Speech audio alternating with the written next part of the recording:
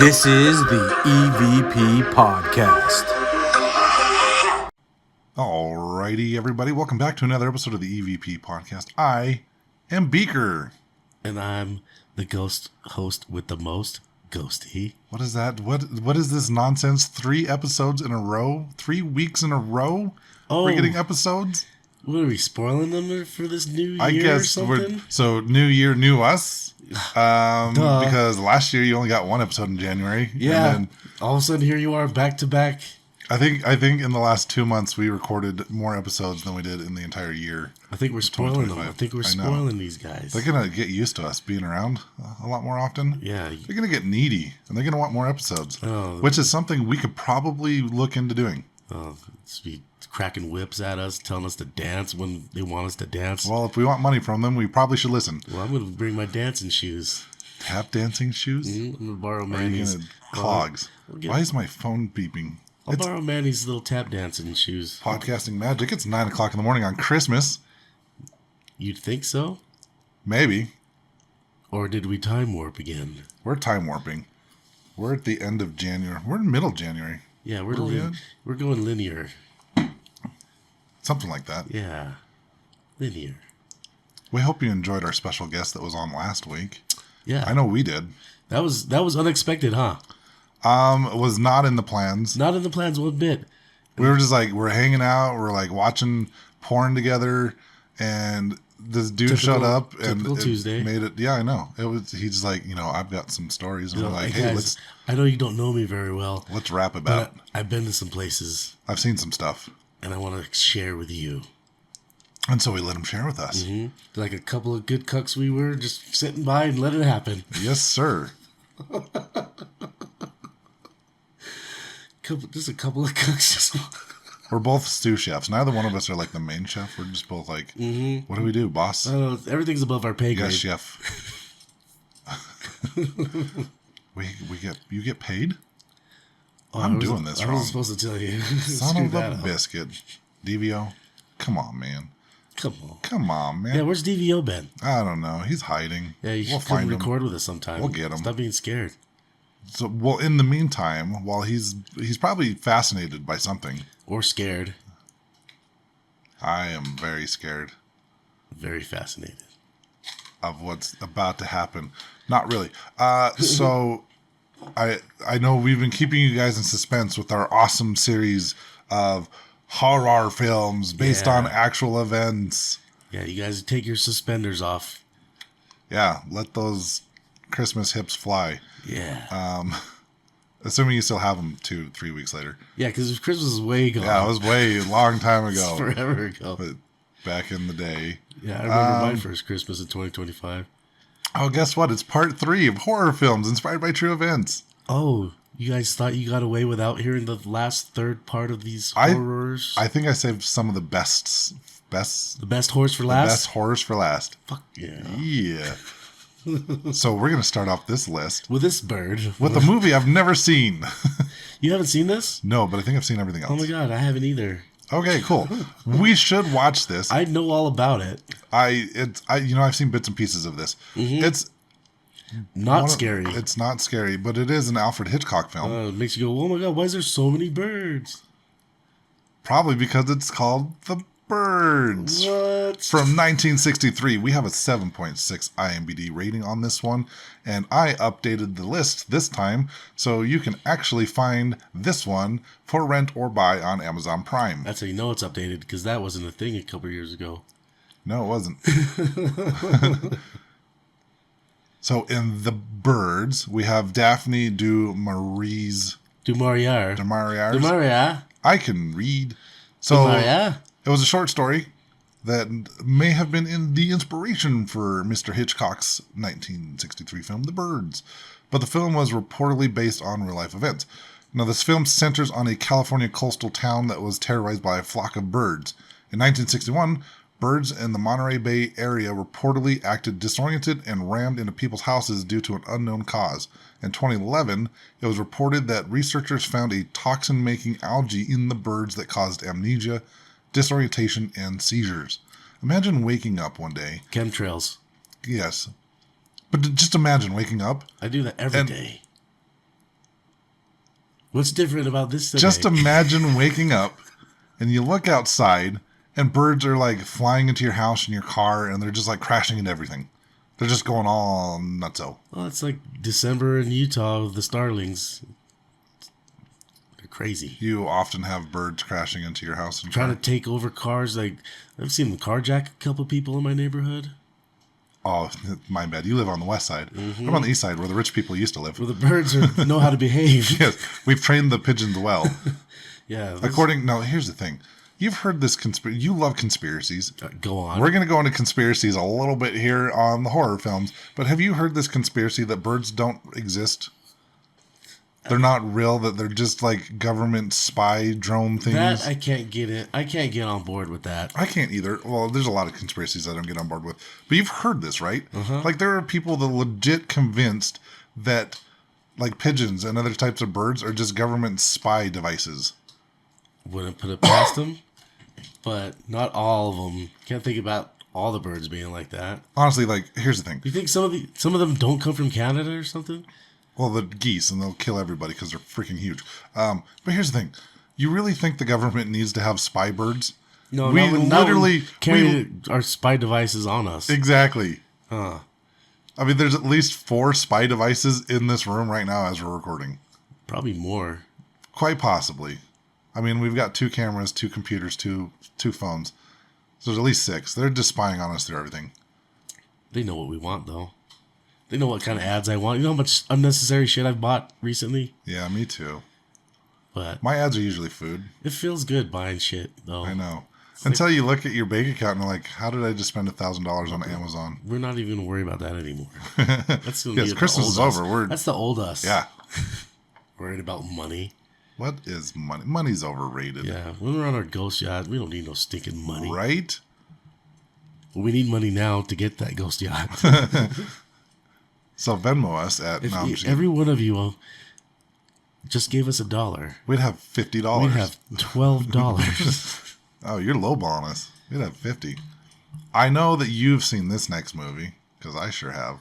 Oh, This movie was huge when we were in high school. yeah. Scream. 1996. This one's 7.4 IMDb.rating. This one can currently be found on Pluto TV. Well, if you know anything about this, that you know in August of 1990, Danny Rolling, a.k.a. the Gainesville Ripper, went on a killing spree that targeted college students. Screenwriter Kevin Williamson watched a TV special on the Gainesville murders and couldn't shake the idea that there was a knife-wielding serial killer after him, so he transformed his angst into a screenplay. So if you haven't seen this movie, there's like, 7 of these now? Yeah. The first one, by far the best. Like, it had an So this is all-star about cast. 6 too many. Yeah, right? They get so convoluted in their storylines, but this is... the new movie that It came just out. came out. Have Or to it's do coming with out soon or something Nev like that. Campbell still being a part of it. Yes. I think she disappeared for like a movie or 2, and then she's back. I think they even brought like Courtney Cox back and David Arquette. So how many killers are there? At this point, 13,000. There's just so many. There was 2. There's like every movie has 2, right? So we're at 6 movies, 7 movies. So there's 14 killers maybe. And then when you think the movie's over and you figured everything out, plot twist. Bam! Billy Loomis gets a bullet to the head. And now, but you're still getting calls. Spoiler alert for a movie that came out 20, 30 years ago. Yeah. But this has an all-star cast. Like, you Nev Campbell, right? You have Rose McGowan. You have David Arquette, Courtney Cox, Jamie Kennedy, was Matthew Lillard, and what's his face? The guy that plays Billy Loomis. Skeet Ulrich. Skeet Ulrich. That's a cool name. Skeet. Skeet. I think there's a song written about him. There's not enough Skeets in this world. I think there's one too many. There could be more Skeets. I don't know. I've never looked it up. I haven't met a real Skeet in my life. Neither have I. But there's songs about him. Oh, Skeet. Yeah, where they call his name the whole time. A lot of times. They're trying to get a hold of him. Hey, Skeet. Hey, Skeet. But this was like, crazy back in the day. I remember watching this many, many times. Oh, did you? I think Jamie Kennedy's character was probably my favorite, like the movie buff. I mean, there were guy. some reasons why I really like this movie. Nev Campbell is a Yeah. good reason to like it. You know, 30 years ago. Rose McGowan looked really good in it too. Nev Campbell, was it last year? Was in that Twisted Metal series. She's still looking good. I couldn't get into that. I tried. Oh, it's so stupid, but I loved it. The whole time I was watching Twisted Metal, I was like, this is terrible, and I love every minute of it. Just like wrestling. Do that too. I watch it. I'll watch it with you. I know you were there. I brought you with me. Seen it. I pretended like it was real the whole time. I mean, it's not. Apparently. Do you know what is real? Poltergeist. Yes, sir. This came out our year. The Year of the Dog. The year of the dog. 1982. Such a dog. I'm a mutt. Me too. So 7.3 IMBD.com rating on this one. What was this movie about? Well, you can currently find it on Pluto TV. This one, we could probably do a whole episode on this movie. But we're not. We're not going to. We're just going to go real quick. So it's based on real life happenings at the Harriman house, which took place in the 50s in Seaford, Long Island. Now, one morning in February of 1958, James Harriman received a phone call from his freaked out wife, Lucille, telling him that strange things were happening in their home. Their teenagers, who had reportedly heard inexplicable popping noises around the house, later found caps of shampoo, bleach, and a vial of holy water, all removed from their corresponding bottles. The family dismissed the spooky incident, with James even believing there might have been a weird chemical reaction that caused the popping. In the following weeks, however, the bizarre experiences escalated, and so did their outreach, including to the police, who were also stumped. The devout Catholics that turned into a priest, but after he prayed over the house, things got more violent and figures smashing and a bookcase falling over randomly. The case of the Seaford poltergeist. Hey everybody, it's me, Harry Carey. Hey, we all know the moon isn't made of green cheese, but if it was made of barbecue spare ribs, would you eat it then? I love Will Ferrell. He's awesome. So, anyways, the case of the Seaford poltergeist, I messed it up twice. It went national, and Life magazine published an article about it. After documenting 70 different incidents between February 3rd and March 10th of 1958, the Harrimans vacated the suburban home, believing the events were due to the home being near a Native American burial site. So this movie, there's a lot of urban legends around this movie too. Yeah. Between Heather O'Rourke, the real skeletons. The real used? Skeletons. It was so there's in the scene. So they're building a swimming pool in the backyard in the movie, right? Mm-hmm. And there's a scene in the movie towards the end where it's like raining really bad. The mom gets stuck in the hole that's dug because they haven't laid the concrete or anything yet, and skeletons pop up. Those are real bodies. Those are real skeletons. They were in the ground from past funerals. So what it was is they looked into the cost of making this film, and to get skeletons for that scene, it was actually cheaper to get like actual skeletons from the ground. No, well, they bought them like legally, right? Oh, so they're slaves now. Mm-hmm. Instead of like getting undead slaves, it was cheaper to get real skeletons than it was to have them made for props for the movie. I remember watching a whole A&E special on like the hauntings of this movie, and I can never find the damn thing. I did see that. That's how I learned that they used real dead bodies. Yes, that's how I learned too. There was everyone that had been involved in this movie had some sort of paranormal experience. There's the Heather O'Rourke, where she was the girl that played Carol Ann. I've actually been to the cemetery where her and the older sister from the movie. Spoiler alert.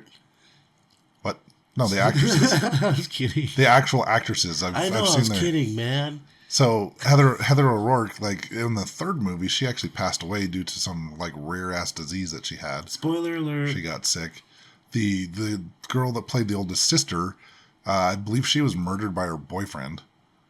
Yes. After the first movie came out, there was reports of all sorts of crazy poltergeist activity happening when this was going on. Like just about everybody from like key grips and the boom mic holders and stuff like that. Everybody had some sort of experience going on. They say this movie's cursed. They asked for it. They sure did. They did it to themselves. Dang you, Steven Spielberg. Just like this next episode, this next movie. They totally did it to themselves. Mm-hmm, the Texas Chainsaw Massacre. That was in 1974 with a 7.4 rating. You can find this on Netflix, Peacock, Plex, Pluto TV, Roku, and Tubi. But you won't find it on Disney. No. So, in the 1974 film, centered on the chainsaw murderer Leatherface, is loosely inspired by the life and crimes of the killer Ed Gein, which we've talked about on episode something. You recently something. Also known as the Butcher of Plainfield, or Plainfield Ghoul. In the 1950s, Gein exhumed corpses from graveyards. Gein, and he'd make things. Gein would make things with bodies. He sure would. Nipple belts. Lampshades. Amongst other things. Yep, that's what he did. But if you want to know more about Ed Gein, you can watch Monster Netflix series on Ed Gein, which a lot of it is wrong. Or you can go find our episode 183, The Horror of Ed Gein, which is not that long ago. Because we're on, 193? So only 10 episodes back. You don't have Did to... you say 193? 183. Oh, okay. We're on 193. 183 is what I meant, if I didn't say that. Yeah, that's exactly what I said when I said on episode... Yeah, that's what I heard, too. That's why I was just, clarifying it for the people that don't speak mumble. Thank you. I heard it. I just wanted to make sure people also heard it. Appreciate that. So yeah, go listen to that episode and learn more about Ed Gein, where that dude was just nuts. So, and you know what? I'm not a huge fan of our best friend Zach Bagans because he didn't say hi to us that one time we saw him. Yeah, some best friend he is. I know, but he has a whole room dedicated to Ed Gein where he's got a cauldron that Ed Gein used to have. I think he has the nipple belt. I don't think it's... It might not be a real. It could be a replica, but still, he's got a whole room dedicated to dedicated to Mr. Gein, and it's just it's a creepy ass room. Yeah, go check out that museum. There's a lot of cool stuff there. Besides that, and it's always changing. It is constantly changing. I mean, the year I went with you, I went twice that year, and from April to December, half the rooms were different. So he's got so much stuff. He just rotates through them. God, it's been a while since I've been to it. 4 years for me. 4 years for me, When we too. saw our good friend Zach, he treated us like we were strangers. Oh, he's wearing his mask and everything, so we act like we can't recognize him. Right. It's like, dude. I mean, we were saying hi to him, and if it wasn't for us, there would be no you. He acted like we were strangers. Mm-hmm. Much like the next movie, The Strangers. Came out in 2008 with a 6.1 rating on IMDb.com. You can find this one currently on Netflix. This movie, directed by Brian Bertino. It chronicled a terrifying home invasion. The story was inspired by 3 real-life violent crimes. First, the Manson family's home invasion. Mason family, gosh. I want to say Manson because I like that family. Well, first off, it's the Mason family. Well, why don't you tell me? You just don't know so much about it. Okay, well, first, the Mason family, their home got invaded. And murdered of Sharon Tate and her friend J.C. See, I added the letter that I forgot in my notes. That's the Manson family who murdered Sharon Tate and her friends J.C. Ring, Abigail Folger. Yes, Folger like the coffee.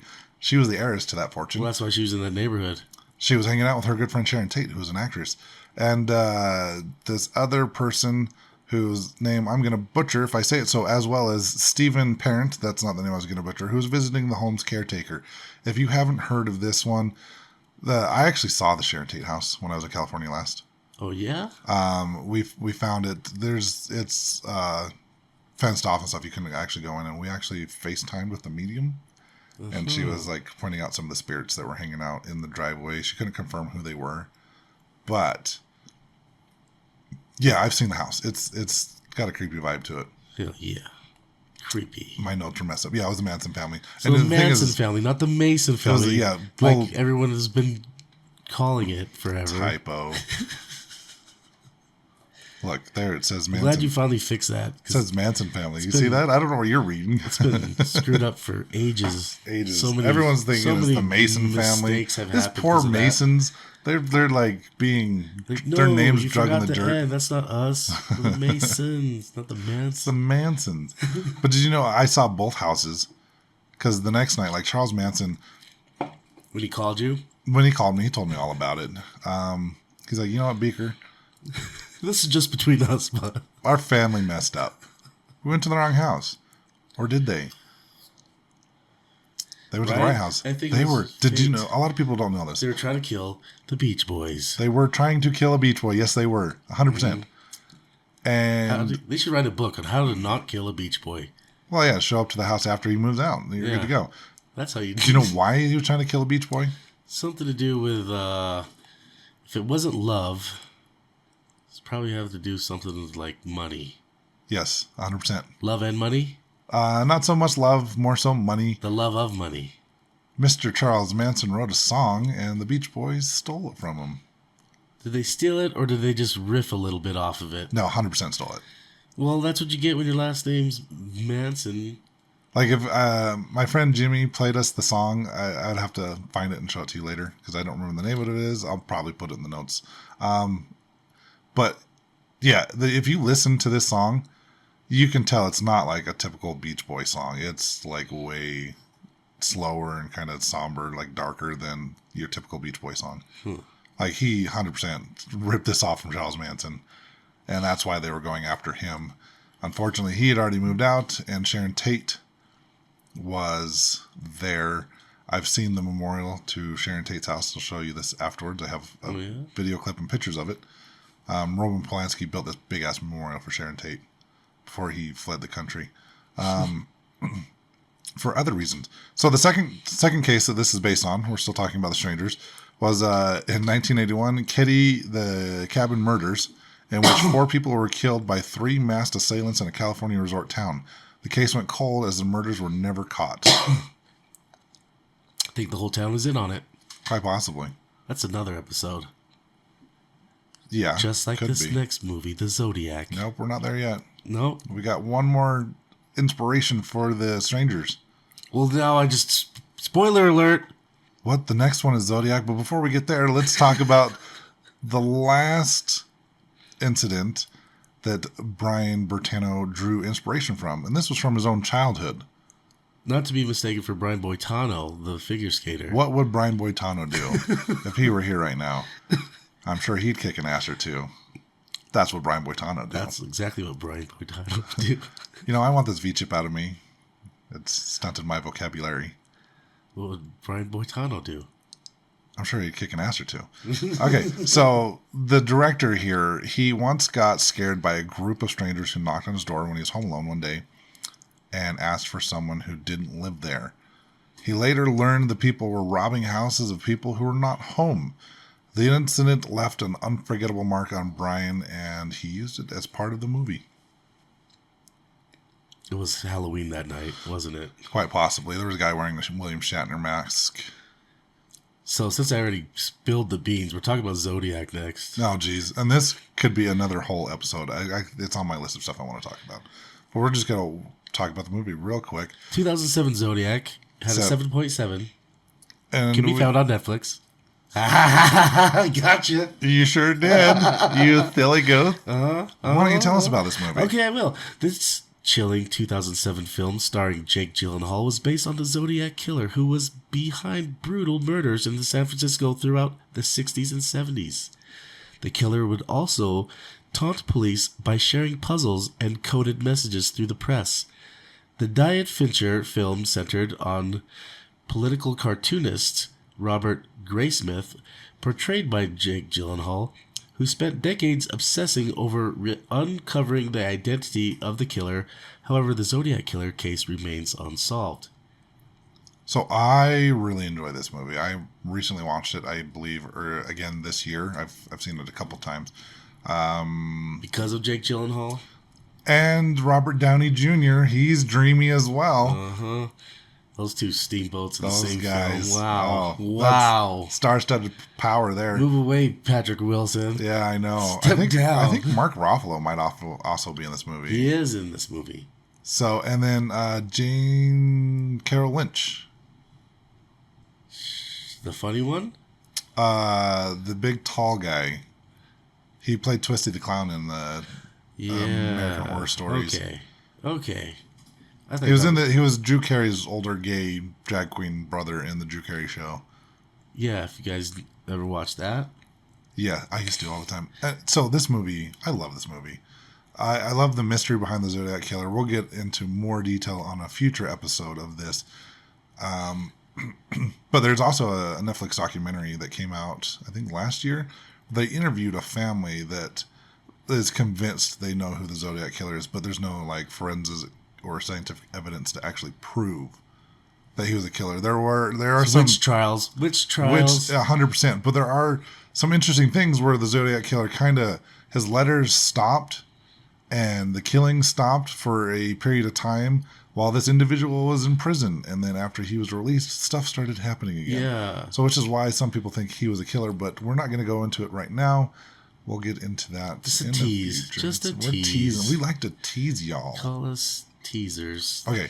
So this last movie, I really love. Not to be confused with an Angelina Jolie movie that came out in the 2000s. I actually grew up watching this movie. I own this on DVD, and it is by far one of my favorite scary movies. Such a weird concept. The Changeling in 1980 with a 7.1 IMDb.com rating. I know a certain podcast used to take a poll every year on what they thought the scariest movie was, and it was always between this and The Exorcist. Oh, yeah? This one can currently be found on Fossum, Plex, Pluto TV, Roku, and Tubi. Fossum's new. Fossum. I don't know what Fossum is, but I looked into it and it's free, so. Ads. So in The Changeling, we have a 1980 Canadian supernatural psychological horror film about a New York composer who, after the death of his wife and daughter, moved to a Seattle mansion that he believes to be haunted. The screenplay was inspired by events that allegedly took place at the Henry Trent Rogers Mansion in Denver, while playwright and composer Russell Hunter was living there during the 1960s. After experiencing a series of unexplained phenomena in the house, Hunter said he found a century-old journal in a hidden room detailing the life of a disabled boy who was kept in isolation by his parents so they could have his $70 million fortunes he was supposed to inherit from affluent relatives. He claimed that during a seance, the spirit of a deceased boy directed him to another house where he found human remains and a gold medallion with the boy's name on it. Henry Treat Rogers, a wealthy Denver attorney, was childless, but the prior inhabitants of the house remain undocumented. The mansion was demolished during the 1980s and replaced with a high-rise apartment building. Sounds like a lot of Utah. Mm-hmm. Tear everything down, put up apartments. Haunted apartments. Now, the validity of Hunter's claims have been questioned, and the Denver Police Library has no... Police library? Public library. Police public library. Police public library. There's no police involved in this, but the Denver Public Library has no official record of Hunter's residing at the mansion. Oh. According to historian Phil Goodstein, no families in the Denver area had a fortune of $70 million between the late 1800s and the early 1900s. So it's Bolshevik. Yeah, this movie, I just remember like a couple crazy ass scenes. One where he keeps having this so George C. Scott's the main actor in this movie. He's living in this big ass house by himself. The beginning of the movie, his wife and kid, like he's on a payphone, and his wife and kid are like playing. It's wintertime. Their car is broken down. I think they're calling for help or something. And this semi is coming around the corner, doesn't see him, can't stop in time, road's too slick, and it smashes into his wife and daughter, killing them. And so he moves across the country into this mansion. There's one scene where this red ball keeps bouncing down the stairs. Keep in mind, he's living by himself. He buys a mansion? Yeah. He was a wealthy New York composer. He had money. Yeah, he's used to this. Yes. Gotcha. So this ball keeps bouncing down the stairs. He takes it. He goes and throws it into a lake. He comes home, and the ball's bouncing down the stairs, but this time it's all completely like soaking wet. Covered in lake water. Yes, sir. There's the seance scene that's just intense. I've never seen this. I will bring it over and we will watch it. Or we can find it on one of these awesome streaming services, like I said earlier, Fossum, Plex, Pluto TV, Roku, or Tubi. and you can watch it on your own. Like I said, this is one of my favorite horror films. I've been watching this since I was a kid. You still haven't finished it yet? No, I'm working on it. So that's how scary it is. Just chipping away. You're almost there. Yes. I recommend this one. I think 7.1 is a little too low. I'd give this like an 8 or 8.5. It's really good. It's really well done for a 1980s I'll decide once I watch this. Okay. After you have to let me know what you think. After you get your VHS over here and just get I have VCR. it on DVD. And I actually have a VHS player.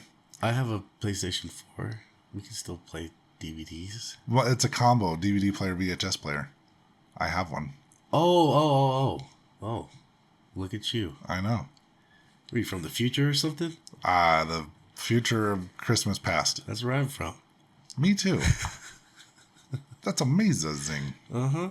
So that wraps up this movie list finally. After 3 episodes and 27 movies. Spanned it over a year. Yes. A year and a half, actually. From 2025 into 2026. This took that long to get this out. I know, it was so long. Well, there was 27 movies.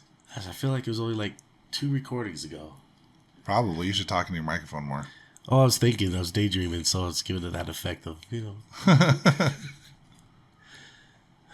forever ago. So, recently, we're gonna jump ship a little bit here. We're done with the movies, but you've told me about some recent experiences you have because you like to look up at the stars. Yes, I had another wild experience as I'm talking about the wild situation that I had already shared, where that craft kind of came right over the top of me. So I'm pointing out the star and I'm kind of showing all the situation of how everything was.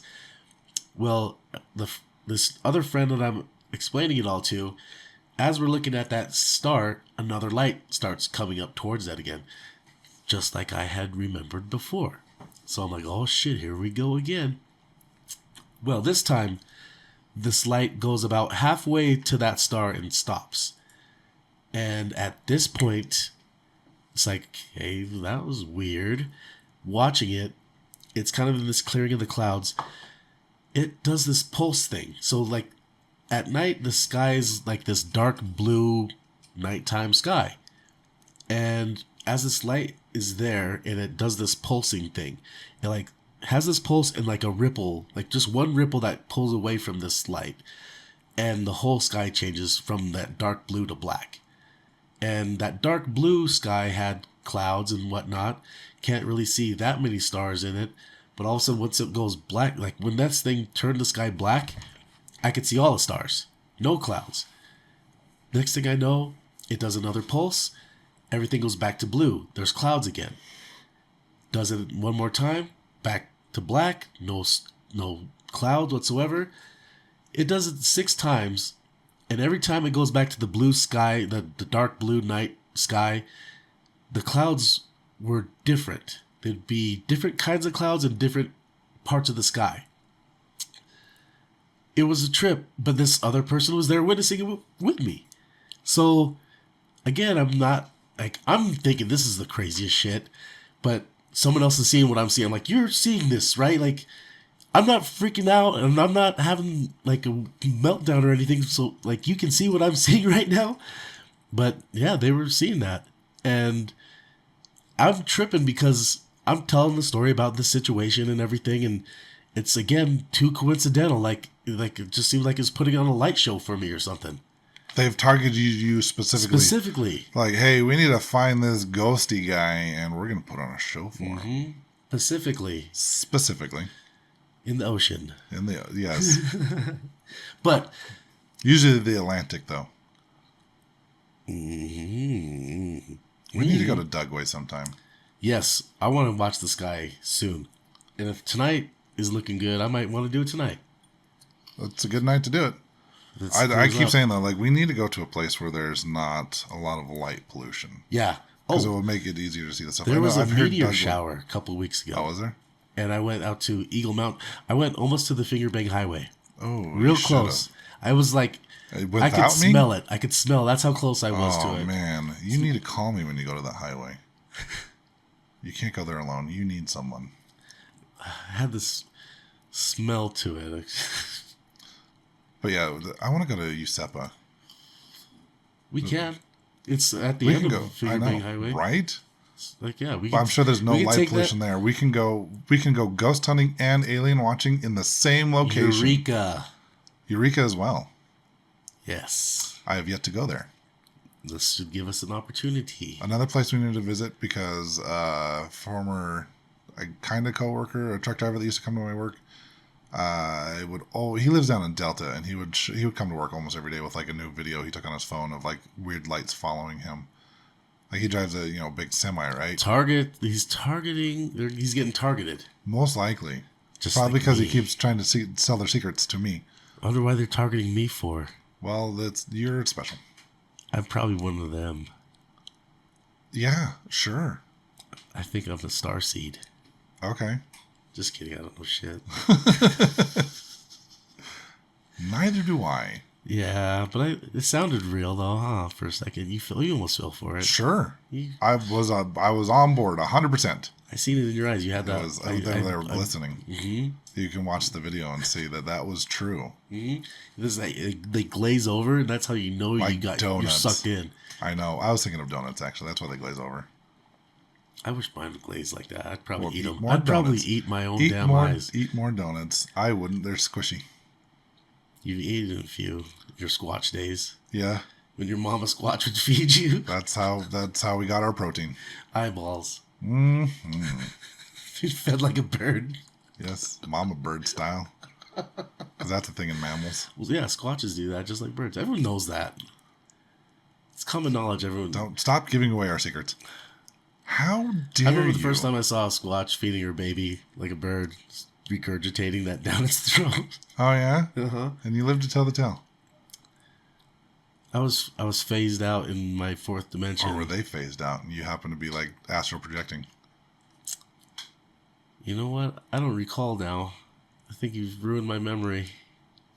Maybe I'm trying to erase your so-called What are you memory. doing? Are you talking multidimensional right now? Are you freaking? You freaking look, me out, man. you think you saw things. It was just a dream. I was probably just a dream. You weren't there. I wasn't even there. Alrighty. So if you have some more movies that you've seen that you think should be talked about, That you think was real? was real, then we probably won't mention.